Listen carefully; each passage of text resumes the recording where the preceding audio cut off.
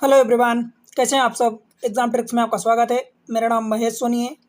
मैं आपको पढ़ा रहा हूँ मैथमेटिक्स।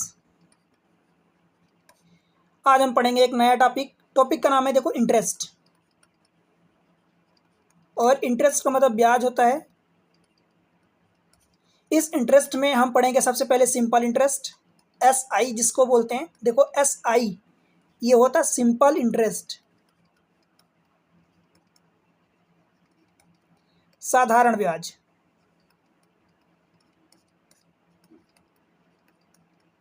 साधारण ब्याज मतलब जिसको हम जानते हैं कि जनरली हम समझते हैं कि भाई ब्याज 5% लग रहा है तो 5% लगेगा, अगले साल भी 5% लगेगा, नेक्स्ट ईयर भी 5% लगेगा। ठीक है, इतने तरीके से मैं आपको समझाऊंगा कि आपको आज तक इंटरेस्ट में सिंपल इंटरेस्ट हो चाहे कंपाउंड इंटरेस्ट हो, जितने भी डाउट रहे होंगे, आपको लगता होगा कि काफ़ी सारी चीज़ें याद करनी रहती होगी।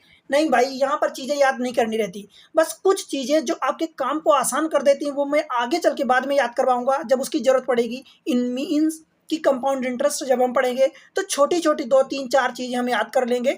बाकी सारी चीज़ें आपको ऐसे समझाऊंगा कि आपके दिमाग में बिल्कुल वर्डन नहीं आने दूंगा कि भाई ये कोई चीज़ होती है जहां पर आपको क्रिटिकल या कॉम्प्लिकेशन प्रॉब्लम को सॉल्व करते टाइम आ सकते हैं। बिल्कुल ऐसा महसूस नहीं होगा, आपको लगेगा कि भाई आपने कुछ पढ़ा ही नहीं और सारी चीज़ें बन रही हैं। राइट। बस मैं चाहता हूं कि आप पूरी तरह से फोकस करें। फोकस में आपके कमी नहीं होनी चाहिए। राइट।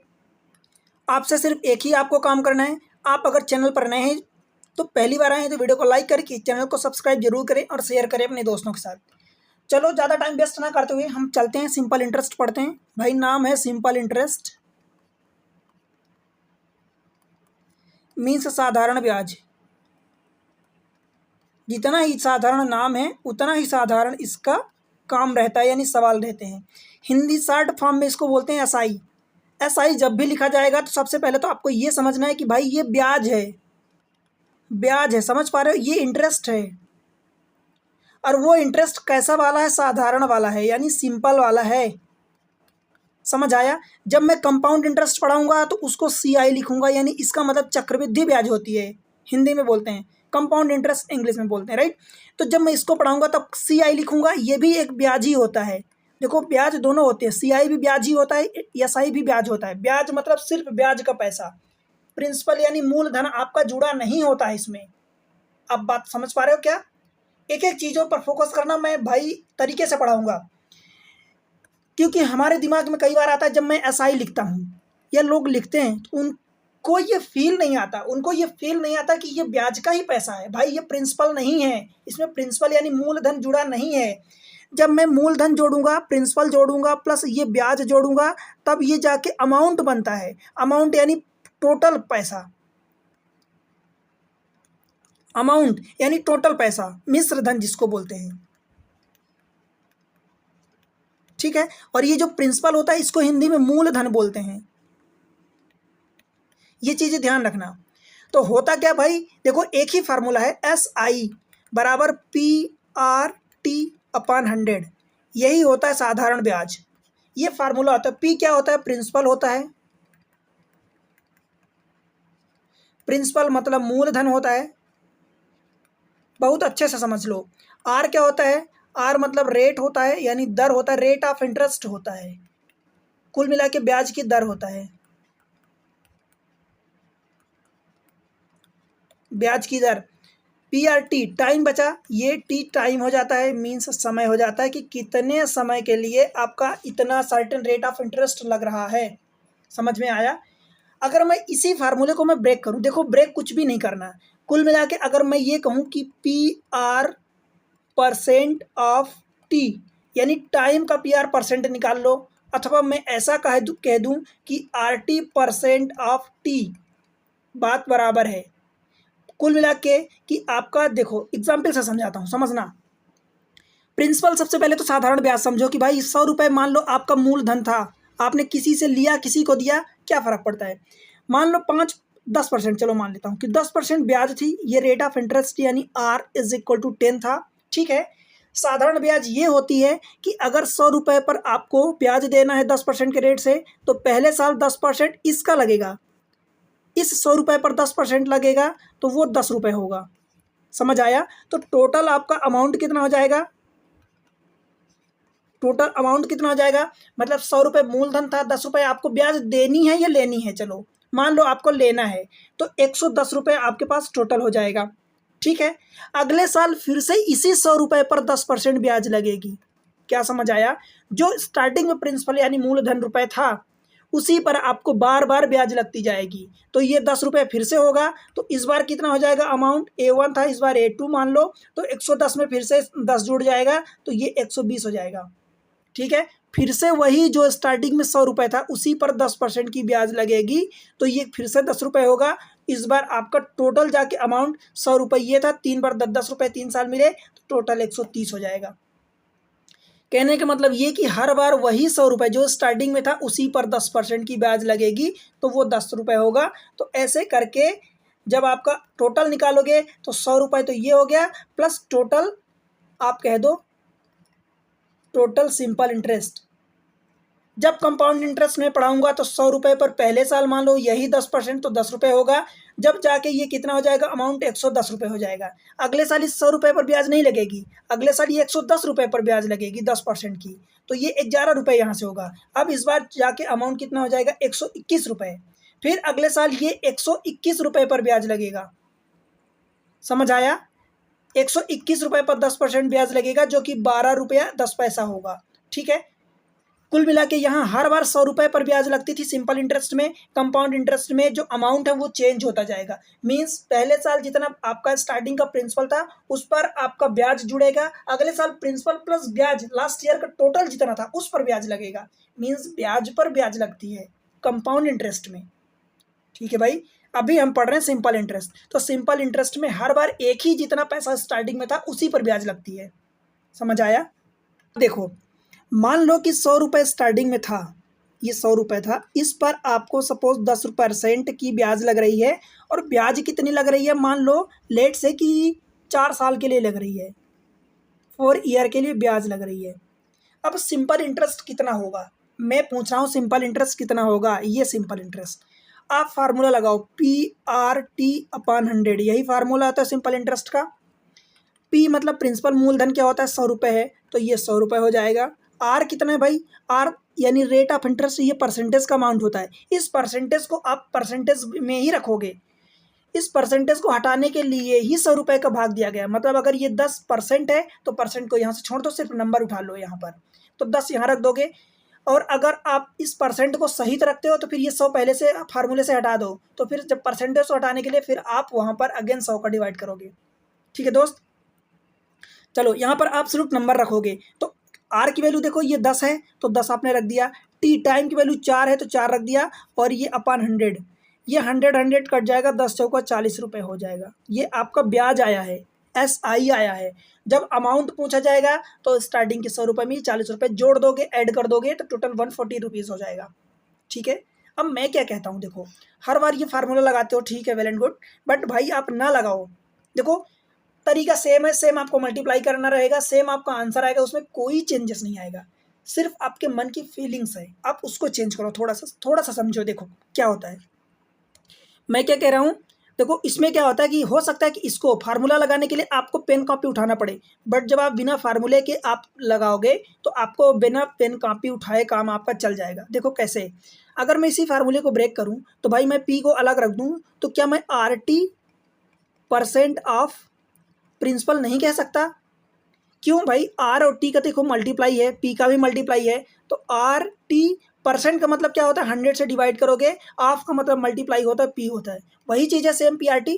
तो मैं क्या कह रहा हूँ कि R और T यानी रेट ऑफ इंटरेस्ट और जो टाइम जितना दिया है उतने दोनों का मल्टीप्लाई कर दो। किसका किसका, रेट ऑफ इंटरेस्ट का यानी R का ब्याज का, और जितने टाइम के लिए दिया गया है दोनों को मल्टीप्लाई कर दो, और उतना परसेंट किसका निकाल लो, प्रिंसिपल का, उतना ही परसेंट। इस केस में जैसे ये एग्जाम्पल जो दिया हूँ मैं अभी, इस केस में अब ब्याज निकालना है, मान लो आपको टोटल, तो करना क्या भाई, 10 और ये 4 है तो 10 चौक 40, 40% 100 का कितना होगा भाई, 100 का 40% 40 होगा। बस आपको पेन उठाने की जरूरत नहीं पड़ी। समझ आया? तो बस ये मन की फीलिंग्स की बात है। मैं फिर से कह रहा हूँ, ये फार्मूला लगाने के लिए आपको शायद पेन की जरूरत पड़े, कॉपी पेन की जरूरत पड़े, बट जिस दिन आप ये फील करने लगोगे कि भाई RT% हो तो रहा अल्टीमेटली मल्टीप्लाई ना, तो RT% यानी R और T को मल्टीप्लाई करो, उतना परसेंट प्रिंसिपल का निकाल लो, वही आपकी ब्याज होगी। तो 10 इंटू 4 40%, 40 हुआ। 40% किसका निकालो? प्रिंसिपल का। तो 40% आप कैसे लिखोगे? 40% ऑफ प्रिंसिपल यानी 100। भाई 100 का 40% कितना होगा? 40 ही होगा। इसके लिए आपको पेन उठाने की जरूरत नहीं पड़ेगी, बट ये फार्मूला लगाने के लिए आपको पेन की उठाने की जरूरत पड़ेगी, मल्टीप्लाई करना पड़ेगा, भले आसान है मल्टीप्लाई। बात समझ पा रहे हो क्या? चलो अब इसकी हेल्प से हम चलेंगे, क्वेश्चन करेंगे। जितनी आसानी से होगा हम क्वेश्चन करेंगे। अभी तक बताओ, मैं आपको सिर्फ एक फार्मूला बताया हूं, इसके अलावा मैं कोई फार्मूला बताया क्या? ये तो बच्चे बच्चे को पता है, आपको भी पता होगा। मैं सिर्फ वही कि उसके तरीके चेंज करवा रहा हूँ कि भाई आप कैसे दूसरे तरीके से सोच सकते हो। 80% आप प्रिंसिपल का निकालो, बस काम खत्म। आपको वहीं से आपका सिंपल इंटरेस्ट आ जाता है। जब आती है बात अमाउंट की, अगर मैं अमाउंट पूछूं तो भाई उसमें प्रिंसिपल और SI को जोड़ दो। यही करते हो बार बार। अब इसी को देखो, फार्मूला चेंज करना है अगर आपको, तो क्या करोगे भाई? अमाउंट ही निकालना है तो प्रिंसिपल को यही रख दो। और मैं फिर से बता रहा हूँ, ये फार्मूला आपको जो आप पढ़े होगे तो आपको वो होता होगा कि भाई फार्मूला तो मैं बताया नहीं। ये SI है, SI की जगह मैं क्या रख रहा हूँ? देखो ये PRT अपॉन 100 यही रख रहा हूँ। अगर मैं यहाँ से दोनों साइड से P कॉमन ले लूँ तो इधर से 1 प्लस RT अपॉन 100 यही होता है। और यही फार्मूला आप पढ़े होगे। मैं आपको फार्मूला बता रहा हूँ कि भाई फार्मूला ऐसे होता है, बट जरूरी नहीं कि हर केस में फार्मूला याद ही करो। आपको ये पता होना चाहिए कि भाई सिंपल इंटरेस्ट जो आया यानी ब्याज जो आई है, मूलधन में जोड़ दोगे तो वही आपका मिश्र धन हो जाएगा। ठीक है, मूलधन में जब आप ब्याज जोड़ दोगे तो वही आपका मिश्र धन यानी अमाउंट हो जाता है। बस इतनी सी बात है। अब हम चलते हैं क्वेश्चन की ओर डायरेक्ट, और जितने टाइप के क्वेश्चन होंगे सब हम करेंगे, बड़ी आसानी से करेंगे। ठीक है भाई, क्वेश्चन पहला है, a person borrow 20,000 at 8% per annum simple interest for 3 year. 3 साल के लिए बोरो करता है। What is the total interest he will pay at the end of 3 year. Hindi English दोनों में लगे, आप अपनी सुटेबिलिटी के अनुसार पढ़ें। एक व्यक्ति 20,000 उधार लेता है, जिस पर 8% प्रति वर्ष की दर से 3 वर्षों के लिए साधारण ब्याज लगता है। ठीक है रुपए। 3 वर्षों के अंत में वह कुल कितना ब्याज चुकाएगा? कहने का मतलब क्या हुआ भाई कि वो सिंपल इंटरेस्ट 3 वर्षों के अंत में कितना चुकाएगा। समझ आया?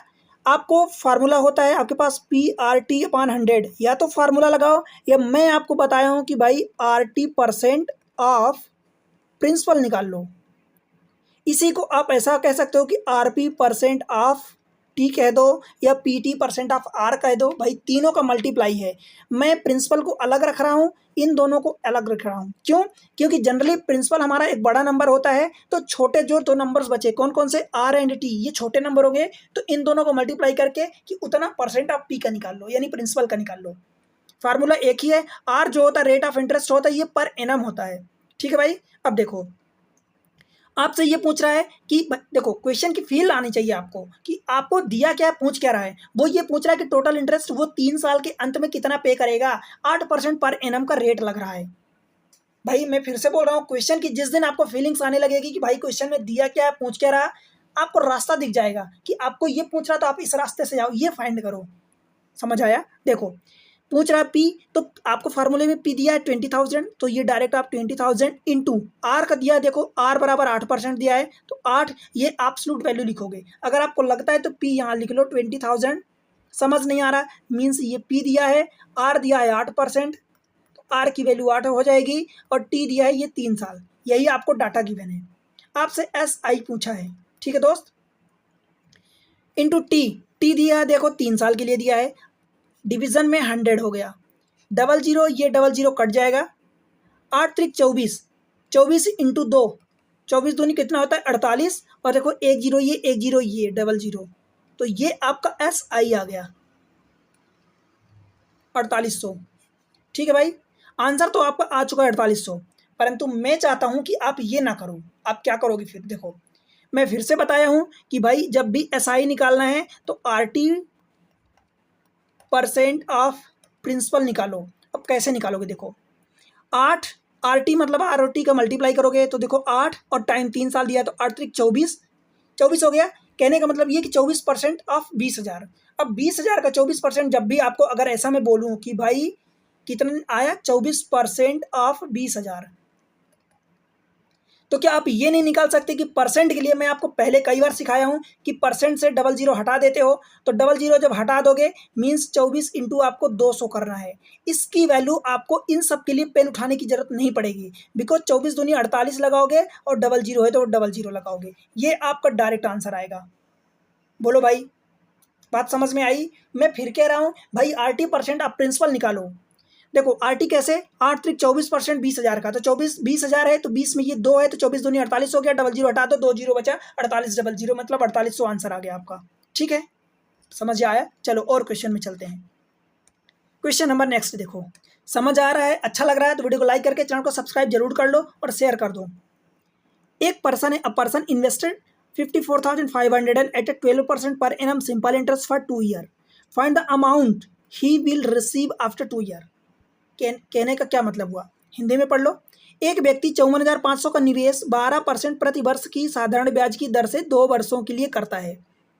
कितना निवेश करता है, मतलब किसी में इन्वेस्ट करता है, 54,500 रुपये निवेश करता है, 12% हर वर्ष ब्याज की दर से 2 वर्षों के लिए, तो 2 वर्षों बाद उसे प्राप्त होने वाली राशि कितनी होगी। अब मुझे एक बात बताओ सबसे पहले भाई, 2 वर्षों बाद उसको राशि कितनी प्राप्त होगी, जितना वो बंदा इन्वेस्ट किया वो प्लस 2 साल में जितना उसका इंटरेस्ट बनेगा वो कुल मिला के उसको मिश्र धन मिलेगा। अब वो पैसा कैसे निकालोगे, देखो सबसे पहली बात ये भाई कि 12% है, 2 साल के लिए है, तो 12 इंटू 2 24%। तो आपके दिमाग में आना चाहिए कि इसका SI जो होगा वो 24% ऑफ किसका होगा, प्रिंसिपल का, यानी 54,500 का होगा। ठीक है भाई, पहली बात ये।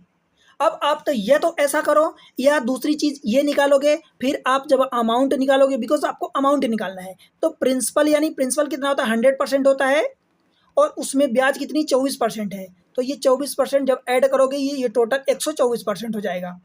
अब आप कहोगे 124% किसका निकालोगे, तो 124% आप प्रिंसिपल का ही निकालोगे, ये 54,500 रुपये का।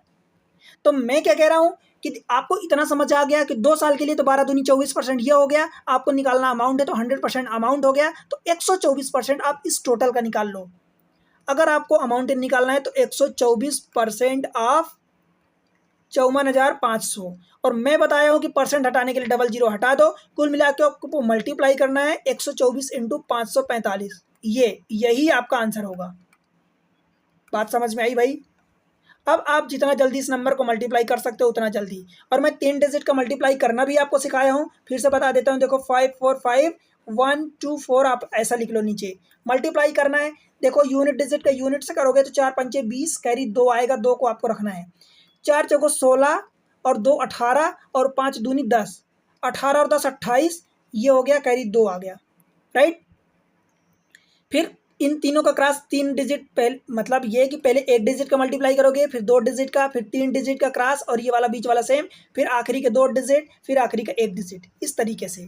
तो हमने 4 पंचे 20 कर दिया, कैरी 2 आया, 4 दूनी 8, 4 चौको 16 और 2 18 और 10 28, कैरी 2 आ गया फिर से, फिर 4 पंचे 20 और ये 5 कम 5, तो 20 5 25 25, और ये 4 दूनी 8, तो 4 दूनी 8 और 2 10 और 25, कितना आ जाएगा भाई 35, कैरी 3, और फिर ये 5 दूनी 10 और 4 14 और 3 17, कैरी 1 और 5 एक कम 5 एक 6, तो ये 67,580 आ गया इसका मल्टीप्लाई, और यही आपका अमाउंट हो जाएगा।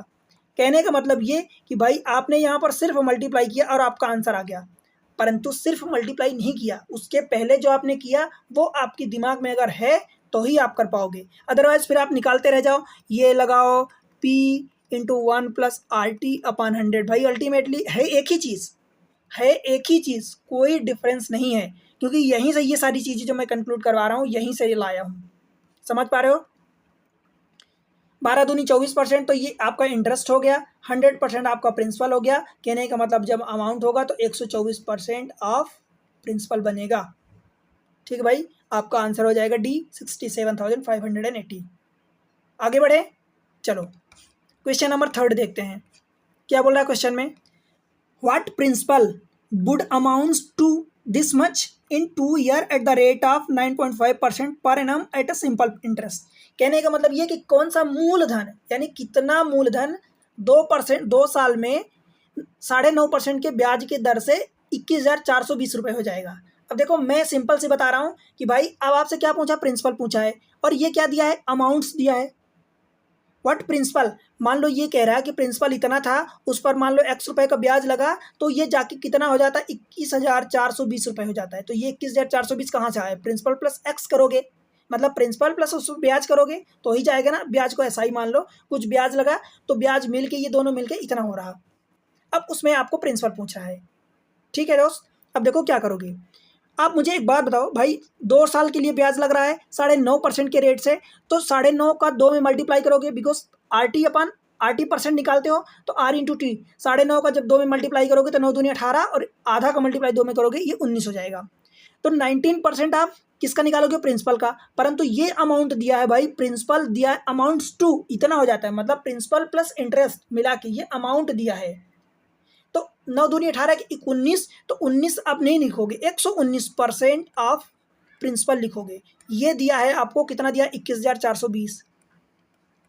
ये वाली बात समझ में आई क्या, ये जो मैं लिखा हूं 119%। कैसे, देखो आपका ब्याज कितना बनेगा भाई, 2 इंटू 9.5, तो 9 दूनी 18, 19% ऑफ ये प्रिंसिपल हो गया। प्रिंसिपल अपने आप में 100% ऑफ प्रिंसिपल होता है, 100% अपने आप में होता है। तो जब अमाउंट निकालोगे तो ये 100% और ये 19%, 119% हो गया आप पी। यही चीज़ तो मैं लिखा हूँ, 119% of principal is equal to this much, यही दिया है अमाउंट। अब आप इसको कैलकुलेट कर लो, देखो 119% का हटाओगे तो ये 00 का मल्टीप्लाई करोगे, डिवाइड करोगे, मीन्स 100 का, into P is equal to 21,420 00, एक जीरो। अच्छा इसको रहने दो, देखो 119 है, 119 को काटोगे, जिस भी तरीके से आपको काटना है काट पीट लो, कुल मिला के आपको क्या हो जाएगा, 17, 17 का ये मल्टीपल है। अब आप जिस तरीके से काटना चाहे, देखो 17 सते 119 होता है, तो 17 से मैं इधर काट दिया, इसको जब काटोगे 17 एकम 17, 4 बचेगा, तो ये कितना 4 है, 44 हो जाएगा, 17 दूनी 34, अब 10 बचेगा, 10 बचेगा तो ये 2 हो जाएगा ये वाला, तो 17 छक्का 102, फिर ये जीरो है तो ये जीरो बच जाएगा, कट गया। 17 7, अब 7 से भी काट लो, ये 00 का मल्टीप्लाई 1260 इंटू ये 00 यानी 100 का इधर मल्टीप्लाई हो जाएगा, और ये 7 डिवीजन में आएगा। इसको काटोगे तो 7 एक कम 7 हो जाएगा, फिर बचेगा 5 और ये 6 हो जाएगा, 7 8 56, 180 आ गए, ये 00, तो ये हो जाएगा 18,000। ठीक है, तो आपका आंसर हो जाएगा 18,000, ऑप्शन सी करेक्ट, राइट। आगे बढ़ते हैं, क्वेश्चन नंबर 4 देखते हैं। देखो, what will be the ratio of the simple interest earned by certain amount at same rate of interest for 14 year and 18 year. बड़ा ही आसान क्वेश्चन है। एक निश्चित राशि पर समान ब्याज दर से, ब्याज दर समान है, निश्चित राशि दोनों केस में सेम है, 14 वर्ष और 18 वर्ष में अर्जित साधारण ब्याज का अनुपात बताना है। मीन्स आप मान लो कि पहला वाला साधारण ब्याज सिंपल इंटरेस्ट 1 है, दूसरा वाला सिंपल इंटरेस्ट 2 है, इनका रेशियो बताना है।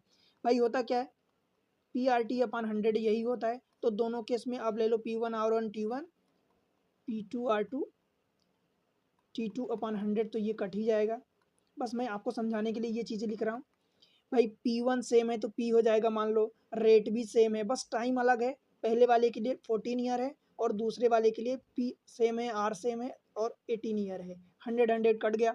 कुल मिला के आपको ये समझना है कि भाई ये डायरेक्ट जो चीज़ें बाकी सेम है, डिफरेंट क्या है, नंबर ऑफ ईयर सेम है, डिफरेंट है, तो 14/18 यही आपका आंसर होगा। दैट मीन्स 2 से काटोगे, 2 7 जा 2 9 जा 7 9 आपका करेक्ट आंसर हो जाएगा, ऑप्शन डी।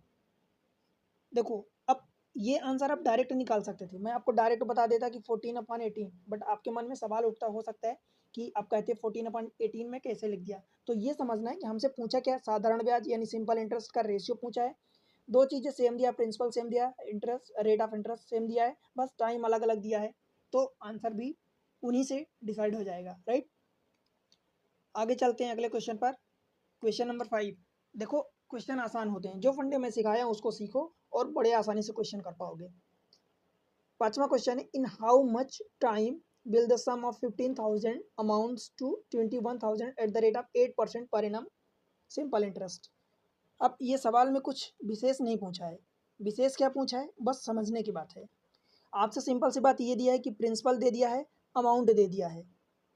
अब आपसे पूछा है 8% पर एनम सिंपल इंटरेस्ट दिया है, हाउ मच टाइम, तो टाइम पूछ लिया है। अब देखो एक तरीके से ऐसा निकाल सकते हो कि भाई अमाउंट्स कैसे बनता है, प्रिंसिपल प्लस एसआई से, या यूँ कह दो कि एसआई जो होगा वो अमाउंट्स में से प्रिंसिपल को माइनस कर दोगे तो वो आपका सिंपल इंटरेस्ट बचेगा। 15,000 रुपये 21,000 हो रहा, मतलब ब्याज कितनी बनी है 6,000 रुपये, तो ये 6,000 रुपये ब्याज हो गई।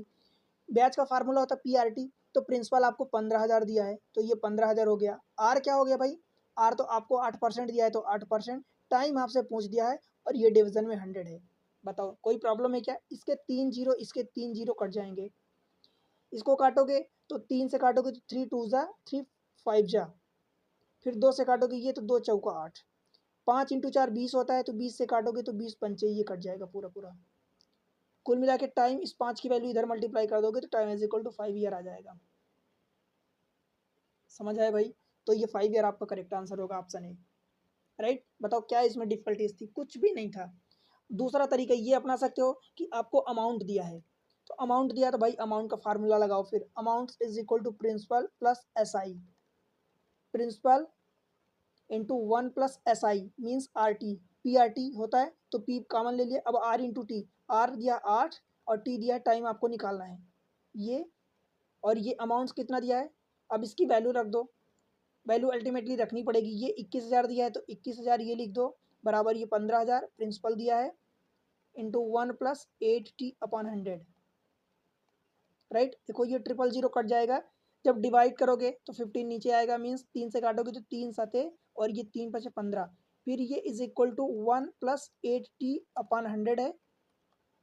तो क्या मैं 8t इज इक्वल टू ऐसा लिख सकता हूँ, 1 को उधर पहुँचा दो, 8t 7/5 और -1 हो जाएगा, दैट मीन्स कि ये 2/5 हो जाएगा। 100 का मल्टीप्लाई जैसे भी आप काट पीट करना चाहते हो, 2 से काटोगे तो ये 2 चौका हो जाएगा, 4 से काटोगे तो ये 25, फिर ये 5 से काटोगे तो 5 बचा, कुल मिला के आपको टाइम की वैल्यू 5 ईयर मिल जाएगी।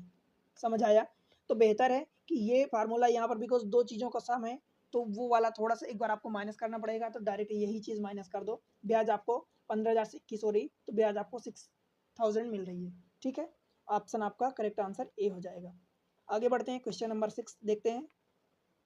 देखो, in how many year, time पूछा है, will simple interest on a sum of money be equals to the principal at the rate of 267 per annum. समझ आया क्वेश्चन? कितने वर्षों में मीन्स टाइम पूछ दिया है, किसी धनराशि पर 2/6/7 वार्षिक दर से साधारण ब्याज मूलधन के बराबर होगी। ब्याज मूलधन के बराबर होगी यही पूछा है, मतलब वो ये कह रहा है कि भाई सिंपल इंटरेस्ट प्रिंसिपल के बराबर कब होगा, कितने टाइम में।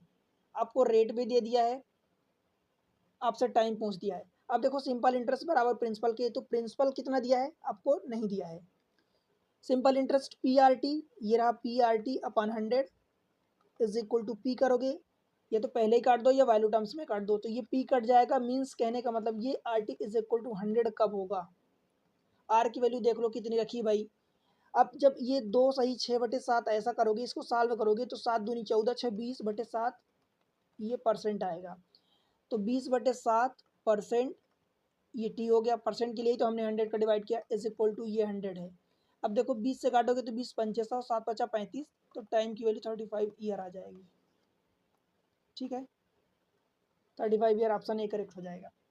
सारे क्वेश्चंस जो हैं मैं यहाँ पर लगाया हूँ आए हुए क्वेश्चन, एसएससी में, कोई बैंकिंग में, कोई किसी एग्जाम में, ताकि ये समझ में आए कि भाई ये क्वेश्चन एग्जाम में एक्चुअली आए हुए हैं और ऐसे ही क्वेश्चन आते हैं। बन जाएगा। आगे बढ़ें, क्वेश्चन नंबर नेक्स्ट 7वां क्वेश्चन देखो।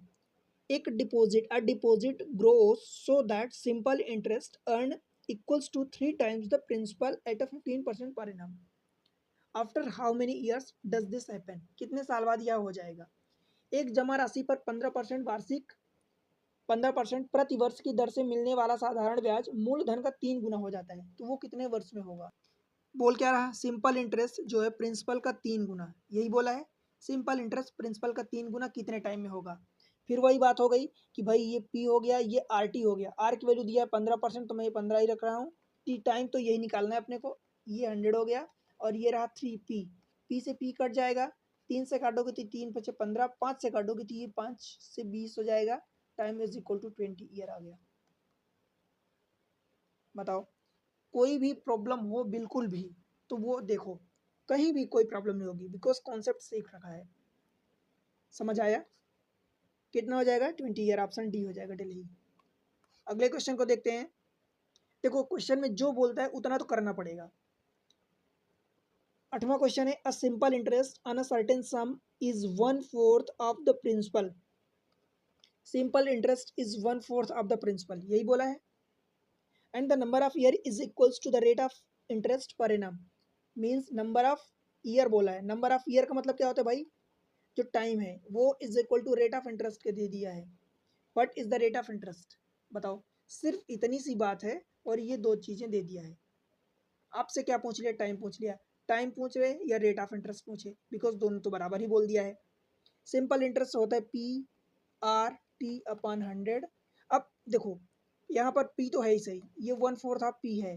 अब चाहे टी की जगह आर रख दो या आर की जगह टी रख दो, तो एक काम करते हैं, इसको टी इक्वल कर देते हैं। सबसे पहले पी पी काट दो और ये 4 से काटोगे तो ये 25। कहने का मतलब कि आर टी बराबर 25 है इस केस में, और आर और टी बराबर हैं। तो आपसे पूछा क्या है, रेट ऑफ इंटरेस्ट, यानी आर की फॉर्म में लिख दो। तो ये आर स्क्वायर बराबर 25, तो आर की वैल्यू 5 आ जाएगी। अब रेट ऑफ इंटरेस्ट पूछा है इसलिए ये परसेंट में होगा। बोलो भाई क्लियर है क्या? एक भी दिक्कत हो तो बताओ। 5, आर की वैल्यू 5% हो जाएगी। क्या किया, कुछ भी नहीं किया, जितना ये दिया था उतना हमने कर लिया, बस ज़्यादा कुछ तो करना ही नहीं था। समझ आया ना? चलो, अब ये क्वेश्चन बहुत बड़ा सा लग रहा है देखने में, पढ़ने में, पर है कुछ भी नहीं। देखो, Rita invest a certain amount of money at a certain rate of simple interest per annum. भाई ये तो कोई जानकारी देने की ही बात नहीं थी, ठीक है, रीता इन्वेस्ट कर रही है। And the interest she gets is equal to 1/4 of the sum of the sum invested. ये वाला पॉइंट है काम का। Interest she gets is equal to 1/4 of the sum of the money. Means जो भी इंटरेस्ट वो अर्न कर रही है 1/4 ऑफ द मनी के हो गया, जो लगाया था प्रिंसिपल के। If the time period of the investment is equals to the percentage rate of interest per annum, time period is equal to percentage rate of interest, how many year did Rita happen, Rita invest। अब भाई बात तो बराबर होगी, जो हमने पिछला question किया सेम क्वेश्चन हो गया, बस उसमें आपसे रेट ऑफ इंटरेस्ट पूछ दिया था, इसमें टाइम पूछ दिया है, और जबकि दोनों को ये बराबर दे दिया है। अब ये क्वेश्चन इस सॉल्व करके आंसर कमेंट सेक्शन में बताओगे, ठीक है, ये आपके लिए होमवर्क है, बन जाएगा, करोगे? कमेंट सेक्शन में ज़रूर बताना। देखो आपके आंसर का मुझे इंतज़ार रहता है, बिकॉज जो चीज़ें मैं पढ़ा रहा हूँ, समझा रहा हूँ, जब मुझे उस पर बेस्ड क्वेश्चन पूछे गए हैं जो वो आप आंसर दोगे, तब तो मुझे समझ आएगा कि भाई हाँ समझ में आ रहा, फ़ायदा हो भी रहा कि नहीं हो रहा। ठीक है, चलो एक और क्वेश्चन करते हैं। क्वेश्चन है 10th, she borrow 6,000 from D on 15th March 2023 at the simple interest rate 10% per annum. She ready to ready decided to repay the loan on 15th September 2023. How much total amounts must C return to D? C ने 15 मार्च 2023 को D से 10% वार्षिक ब्याज दर पर 6,000 रुपये उधार लिया। C ने 15 सितंबर 2023 को ऋण चुकाने का निर्णय लिया। C को D को कुल कितनी राशि लौटानी पड़ेगी? मतलब ये हुआ कि 6,000 रुपये जब C ने लिया था D से, और उस पर फिर 6 महीने बाद, अब देखो ये डेट इंपॉर्टेंट है, 15 मार्च 2023 से 15 सितंबर 2023, तो ये आधा साल हो रहा है, हाफ ईयर, ठीक है। आधे साल में वो कितना लौटाएगा? तो भाई आधे साल में 6 महीने की जो ब्याज होगी वो लौटाएगा ना, और ब्याज के साथ साथ प्रिंसिपल भी लौटाएगा। तो प्रिंसिपल ये था, इस पर ब्याज 6 महीने की या आधे साल की जितनी भी बनेगी सिंपल इंटरेस्ट, वो लौटाएगा उसको, ये टोटल अमाउंट्स होगा। तो बस या तो जैसा भी कैलकुलेट करना चाहो, ब्याज कैलकुलेट कर लो, उसमें 6,000 और मिला के फिर कर दो, ये 6,000 प्लस ब्याज बराबर अमाउंट्स, ये निकाल लो जिस भी तरीके से। तो अल्टीमेटली आपको ब्याज ही निकालना है, बिकॉज लौटाएगा तो भाई उसका प्रिंसिपल जितना लिया था वो भी लौटाएगा, एट द सेम टाइम ब्याज भी लौटाएगा। देखो 6,000 से कम तो ऑप्शन हो ही नहीं सकते, ये दो ऑप्शन तो हो ही नहीं सकते, तो ऑप्शन को भी एलिमिनेट करना आना चाहिए। सिंपल इंटरेस्ट भाई आधे साल का पूछा है, तो क्या होता है, पी प्रिंसिपल आपका 6,000 है, आर की वैल्यू कितनी दिया है 10%, और टाइम कितना दिया है आधा साल, डिवीजन में ये 100 है। बताओ, ये डबल जीरो कट गया, 2 से काटोगे तो 2 तिहाई, ये 30 हो गया, 30 × 10 यानी 300, तो सिंपल इंटरेस्ट आ गया। तो अब अमाउंट कितना लौटाएगा, 6,000 जो प्रिंसिपल था वो, और 300 ब्याज यानी 6,300, दैट इज 6,000 प्लस 300, ये आपका आंसर होगा। बोलो भाई, बन जाएगा ऑप्शन ए, क्लियर है? तो इस तरीके से आज का ये लेक्चर मैं यहीं पर क्लोज करता हूँ। एग्ज़ाम ट्रिक्स पर ये सारी चीज़ें मिल रही हैं। चैनल को सपोर्ट करो, मुझे आपसे कुछ और नहीं चाहिए। सिर्फ इतना चाहिए कि अगर चैनल पर नए हैं तो सब्सक्राइब कर लो चैनल को, वीडियो को लाइक कर दो और शेयर करो अपने सारे दोस्तों के साथ जो भी पढ़ने वाले कॉन्टैक्ट में हैं। उसके अलावा कमेंट सेक्शन में जाओ, एक प्यारा सा कमेंट्स मेंशन करो और बताओ जो भी जैसा है रिव्यू है वो बताओ, ठीक है। देखो अब और भी लेक्चर आएंगे, बिकॉज पहले हम सिंपल इंटरेस्ट पढ़ रहे हैं उसको कंप्लीट करेंगे, देन कंपाउंड इंटरेस्ट पढ़ेंगे और दोनों का जो कुछ मिक्सअप क्वेश्चन होते हैं वो भी करेंगे। तो सारी चीज़ें आपको यहाँ पर क्लियर मिल जाएगी। एक बार पढ़ोगे, हो सकता है कि सब देखो सबकी अलग अलग कैपेसिटी होती है, सबकी अलग अलग पावर होती है, स्ट्रेंथ होती है, वीकनेस होती है। तो किसी को एक बार में अच्छे समझ में आ जाएगा, किसी को 2 बार, किसी को 3 बार। तो ये नहीं सोचना है कि मुझे एक बार में समझ नहीं आया तो दोबारा नहीं देखूँ। भाई अल्टीमेटली आपको सीखना है, और सीखना है किसी को ये नहीं बताना कि हमने 4 बार पढ़ के सीखा या 2 बार या 1 बार में, ठीक है। तो अल्टीमेट टारगेट वो होना चाहिए। चलो मिलते हैं अगले लेक्चर में, तब तक के लिए बाय बाय।